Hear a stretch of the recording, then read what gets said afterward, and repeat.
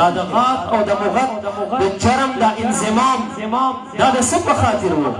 مبارک چې سینې ته رانیسي دا زور ورته ورکوي دا څه شی دا هغه د صورت اعلی د تفسیر عزیزي په ذیل کې چې د توجه درې اقسام شاه عبدالعزیز صاحب ذکر کړي چې توجه القایي ده او دغه رنګې چې کوم دی اتحادي ده او انعکاسي ده دا هغه توجه اتحادي وه چې اتحاد د نسبت پیدا کول مقصود و مبارک ته دروند ځل زور ورکړو مقصد مې دا دی چې د دې علم د ظاهر سره سره تاسو به توجه علم باطن ته هم ورکوئ دا مقصودی کار دی لکه څنګه چې ما نه وړاندې استاد صاحب حضرت صاحب مرشد ګرامی دې طرف ته تاسو ته په اوایلو د خپل تقریر کې ترغیبات درکړي چې دا فرضي علم دی نور لس کتابونو تصوف ته فرض ویلي دي دا چې حساب موقوف دی پس چې قیامت کې چا سره چې حساب کیږي نو دا په معلق دی قاضي ثناء الله پانی پدیس صاحب د سورۃ بقره په دغه آیت وان تبدوا ما في انفسكم او تخفوه يحاسبكم به الله په دغه آیت کریمه قاضي ثناء الله صاحب لیکلي چې حساب د یوم القیامه دا معلق کړی دی باری تعالی جل جلاله پر رضایلو د نفس او چاته چې نجات د رضایلو د نفس نه حاصل شو نو بیا هغه سره د حساب معامله به نه کېږي بې حسابه به خدای تعالی جنت ته داخلوي او په دغه ځای باندې تفسیر مظهري کې روایت مرفوع د ابي امامه رضی الله تعالی عنه مبارک ذکر کوي چې د هغې مفهوم څه داسې جوړېږي مبارک فرمایي ان الله يدخل الجنة من امة 70,000 بغیر حساب مع كل 1,070,000 وثلاث حصيات من حصيات ربي او كما قال حبيب الله صلى الله عليه وسلم مبارک فرمائی زما د امت نبا الله رب العزت 70,000 کسان بغیر د حساب او د کتاب نه جنت ته داخلي او په دې 70,000 کسانو کې به د هر زرو سره اویا زره کسان نور وي هغې باندې به عذاب ني حساب بني بې حسابه به جنت ته داخليږي بیا متشابهات دي حصیات جمع د حصې ده حصې لپې ته وایي چې درې لپې زما د رب د لپونه ومن ترجمه نشو کولی قراءته تفسیره درې حصیات دي د حصیاتو د رب العالمین نه چې دا به هم بدون د حساب نه جنت ته داخليږي قاضي ثناء الله پانی پتی رحمت الله علیه د یو حصې باره کې وایي چې دا عشاق صوفي کرام دي او د دویمې حصې باره کې وایي چې دا علما دي چې علم ظاهري کړی خو چې د دې د زمانې په اهل الله او په صوفیو به چا اشکالات واردول د هغې د احوالو نه به انکار کولو دې علماو به د خپلې زمانې د بزرګانو ضبط او دفاع کوله دغه علما به خدای تعالی بغیر د حساب او د کتاب د جنت ته داخلي دا د هر عالم وظیفه او مسؤلیت دی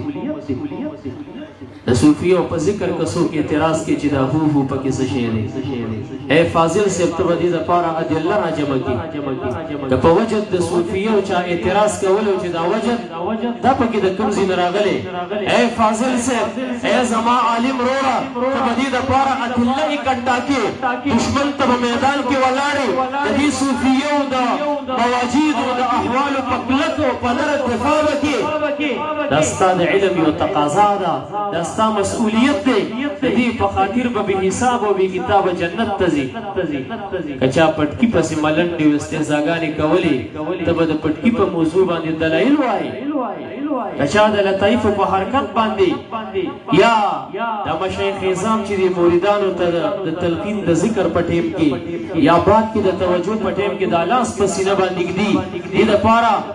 ادله او شواهد او نصوص په حدیثو کې ګڼ راغلي دا به ته راجمع کې رسول الله مبارک حضرت عمر فاروق رضی الله تعالی عنہ د لاس نه نیولی دی په سینه باندې ورته لاس راښکلی حضرت علي کرم الله وجهه د لاس نه نیولی په سینه باندې ورته لاس راښکلی دغه رنګې د مبارک د ابن ماجه روایت دی باب فی ترجیح الاذان کې دا حدیث موجود دی چونکې د صوفیو په دې کې اختلاف دی چې لطیفه نفسي دا په نوم کې ده او که دا په دې منبت الشعر ما بین العینین په دې تندي کې ده زموږ مشایخ دې خوا ذهاب لري چې لطیفه نفسي چې دا یو جسم لطیف دی ساری دی په دې جسم کثیف کې دا په دې تندي کې منبت الشعر چرته چې وخت زرغونیږي دا محل د لطیفه نفسي دی بعضې صوفیان عناف خی دا نوم خی دغه ابن ماجه کې دغه باب چې راواړی باب ترجیع الاذان په دې کې روایت د ابو محذوره رضی الله تعالی عنه موجود دی نبی اکرم صلی الله علیه وسلم چې تلقین د اذان ورته کوي په دې تندي ورته لاس ښودلی و بیا دا لاس داسې راکش کړو په دې سینې ورته کېښودو حتی دا لاس د محمد مصطفی صلی الله علیه وسلم مبارک بیا د هغه لاندې دم ته رسېدلی دی معاذ ابن جبل رضی الله تعالی نبی اکرم صلی الله علیه وسلم په سینه باندې لاس پکړی احادیثو کې دا خبرې شته اے فاضل صاحب اے عالم صاحب ستا مسئولیت دا دی ته به د دې صوفیو د خپل پاک نسبت په کلکه دفاع کې ستا د مذهب په مسایلو کې چا نیوکې کول ردودي کول او ستا په محله کې دا شکوک و شبهات خورول چې لا صلاة الا بفاتحة الکتاب د سورة فاتحې نه بدون مونځ نه کېږي که امام پسې ولاړه بې سورة فاتحه به وایي ته به د خپل مذهب دلایل راجمع کې په دې مسله کې موږ سره اول قرآن کریم دی واذا قرئ القرآن فاستمعوا له وانصتوا کله چې قرآن کریم لوستی شي غوږ ورته کېږدئ او چپ شي لعلکم ترحمون چې رحم در باندې وکړئ ابن تیمیه لیکلي چې دا انها نزلت فی الصلاة دا د مانځه په حق کې نازل دی که جهري مونځي او که سري مونځي قرأت خلف الامام دا مکروه تحریمي دی زمونږ مذهب کې مفتا به قول لغلي مونږ به دا نه وایو که چا بعضې عوام دې ته مجبورول چې مانځه کې به رفع الیدین کې دا د رسول الله مبارک مونځ دی د هغه مونځ و مکه معظمه کې مدینه منوره کې بیا مبارک رفع الیدین نه دي کړي ته به دغه دلایل راغونډې مدینه منوره کې خلفای راشدین رفع الیدین نه دي کړي مدینه منوره کې هغه لس کسانو العشرة الذين بشر لهم رسول الله بالجنه عشره مبشره چې دنیا کې د جنت زیر پې راغلي دي هغې رفع الیدین مدینه منوره کې نه دي کړي یو قولي حدیث په باب د رفع الیدینو کې د وهابیانو سره نشته ته به خواري کې فاضل وروره یو رجسټر به والې دغه دلایل د خپل مذهب د تایید د مذهب حنفي په دفاع کې به راغونډې ستا مذهب باندې چا اعتراضات کول ته به میدان کې ودرېږي جوابونه به ورته کوي دا علم به د دې خبیثو دنیا د حصول ذریعه نه ګرځي حق به وایي نبي اکرم صلی الله علیه وسلم ابو ذر غفاری صاحب نه بیعت اخلي په هغې کې ورته وایي وتقول وان تقول الحق ولو كان مرا اے ابو ذر غفاری بیعت درنه په دې ټکي مخلمه حق به په هر میدان کې وي د حق خبره په چا باندې ترخم لګېده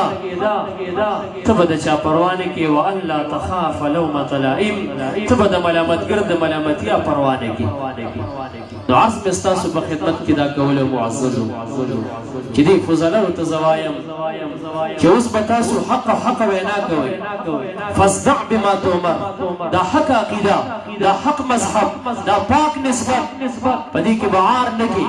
د دې په اشاعت کې به د ملامتګر د ملامتیا خوف دا سره نه وي او بل تدریس به کوئ تدریس یو کتاب به موږ ته استادانو ویل چې دا به درې ځل پړاووئ شروط صلات نه به شروع شي ډایرکټ به کافیه او جامع او قطبي او شرع تهذیب او قاضي او نور کتابونو ته لاسونه نه اچوئ د دې شروط صلات نه به شروع شي درې ځل به دا تدریس کړي ورسره خلاصه کیداني ورسره بیا منیة المصلي مختصر القدوري دا فقه دام یو اهم علم دی ځکه امام شافعي رحمت الله علیه به فرمایل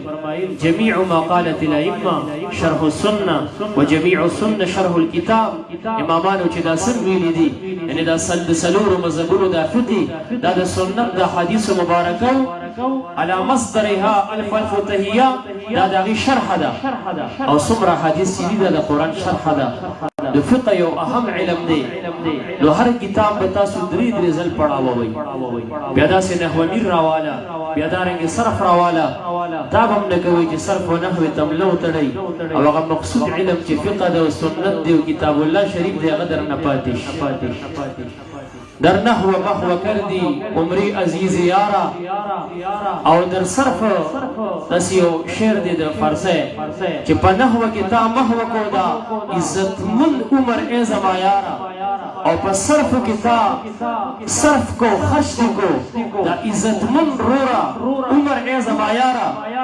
داسې به نه کوي چې صرف و نحو تکار ووایي او دې خوا د علم التصوف یا علم فقه یا علم حدیث یا علم اصول فقه یا علم میراث وغیره هغه د نه همداسې مهجور و متروک پاتې شي نو تدریس به کوئ او دا به شرم به په دې کې نه کوي چې ما ته یو طالب ناست دی نو بس ما دغه فلانې مدرسه کې درس پرېښودو یا دوه طالبانو ما ځکه درس پرېښودو که یو طالب وي یا که باشد ته که باشد که دوه وي او که درې وي لله د الله د خاطر دپاره چې دا سم زده کړي دا به اوس بل ته رسوئ دا چند خبرې د نصیحت مې د خپل مشایخو په وړاندې درته وکړې اګر چې دا زما دپاره بېدبي م وه الله رب العزت دې په دې اول ما ته او ثانیت زما د فضله ورونو ته عمل ورنصیب کړي وما علی الا البلاغ المبین واخر دعوانا ان الحمد لله رب العالمین